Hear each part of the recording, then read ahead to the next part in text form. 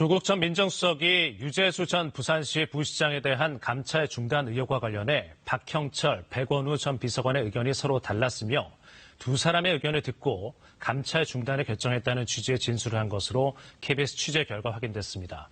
또 자신은 감찰 무마 청탁을 받은 적이 없다고 진술한 것으로 전해졌습니다. 최유경 기자가 보도합니다.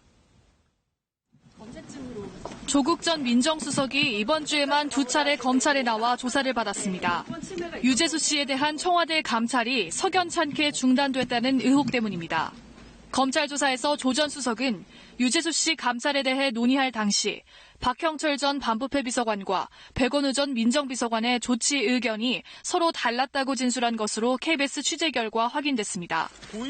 이와 관련해 금융위의 한 관계자는 당시 백원우 전 비서관이 유재수 씨는 금융위 국장 자리에 놔둬서는 안 된다며 사표를 받아야 한다는 취지로 말했다고 KBS에 밝혔습니다. 이 때문에 다른 의견을 냈다는 박형철 전 비서관은 사표 수리가 아니라 수사 의뢰 등을 해야 한다는 쪽이었다는 얘기가 됩니다. 조 전 수석은 또 유 씨의 조사 거부로 당시 감찰은 사실상 불능 상태였다며 자신은 두 비서관의 의견을 듣고 조치를 결정했다고 말한 것으로 확인됐습니다. 이른바 3인 회의에서 감찰 중단 등을 결정했다는 청와대 측 입장과 맥을 같이 합니다. 외부로부터의 감찰 무마 청탁 의혹과 관련해서는 자신은 전화를 받은 적이 없었다고 진술한 것으로 전해졌습니다. 다만 두 비서관에게 연락이 많이 온다는 얘기를 들은 적이 있다고 진술했다는 검찰 관계자의 말도 있습니다.